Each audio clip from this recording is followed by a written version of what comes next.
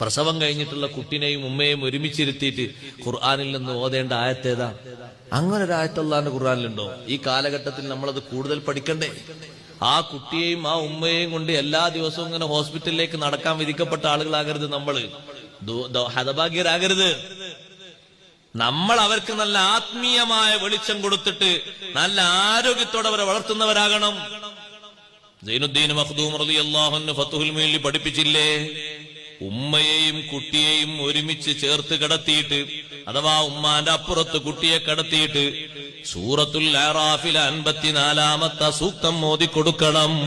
ഇന്ന റബ്ബക്കുമുല്ലാഹുല്ലദീ ഖലഖസ് സമാവാതി വൽ അർള ഫീ 6 അയ്യാമിൻ ثم استوى على العرش يغشي الليل النهار يطلبه حثيثا والشمس والقمر والنجوم مسخرات بأمره ألا له الخلق والأمر تبارك الله رب العالمين. അതാ ഉമ്മയും കുട്ടിയെയും മോദി കേൾപ്പിക്കേണ്ട ആയത്താണ്. എത്രമാത്രം വലിയ ബഹുമാനാണ്. ആകെ വലത്തേ കാതിലൊരു വാങ്ങും ഇടത്തേ കാതിൽ ഇക്കാമത്ത് വരുള്ളൂ അല്ലെ. ആ വലത്തേ കാതിൽ വാങ്ങിന്റെ പുറമെ ഇഖ്ലാസ് സൂറത്ത് സുന്നത്തില്ലേ, അങ്ങനെ ഒരു സുന്നത്തുണ്ടാ?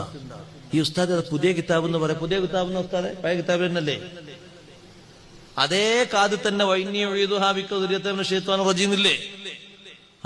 ഇതൊക്കെ തിരിയുന്ന ഉസ്താദുമാരെ കൊണ്ടുപോയിക്കോളൂ. എന്നിട്ട് 2000 10,000 അവർക്ക് കൊടുത്തേക്ക് ഒരു ആയത്തോ. ഉസ്താദ് ഒരു ആയത്ത് ഓതുമ്പോ നിങ്ങൾ 10,000, ഒരു സൂറത്ത് ഓതിന 30 ആട് കൊടുത്തു. പിന്നെ നമ്മളെ 10,000 ആയത്തിനെ വില നമുക്കറിയാത്തോണ്ടല്ലേ. വലത്തെ കാതിൽ ഓദിക്കോ, കുട്ടിയെ കിട്ടിയ ഉടനെ ഓദിക്കോ, ആ കുട്ടിക്ക് ശൈത്താനിന്റെ ശല്യം ഉണ്ടാകൂല എന്ന് സയ്യിദുനാ റസൂലുള്ളാഹി സ്വല്ലല്ലാഹു അലൈഹി വസല്ലം. കുല്ലു മൗലൂദിൻ, പ്രസവിക്കപ്പെടുന്ന ഏത് കുട്ടികളെയും ശൈത്താന് വന്നിട്ടൊന്ന് ഞെക്കും, ഒന്ന് സ്പർശിക്കും, ഒന്നൊന്ന് അമർത്തിപ്പിടിക്കും. അപ്പഴാ കുട്ടികളൊക്കെ കരയുന്നത്. കുട്ടി കരഞ്ഞോന്നല്ല നമുക്ക് റിസൾട്ട് ഇട്ടുണ്ട്. ആ കുട്ടി കരഞ്ഞു, എന്നാ കുട്ടിക്ക് കോർങ്ങേടൊന്നുമില്ല. കുട്ടി കുറച്ചുകൂടെ ഞാൻ ചിരിച്ചോ, ആ കുട്ടിക്ക് ബുദ്ധി റെഡിയാണ്. ഇതല്ലേ തിരിയേണ്ടത്. ഈ കരയുന്നത് എങ്ങനെ മനസ്സിലായോ? ശൈത്താനിന്റെ സ്പർശനം കൊണ്ടാണ്.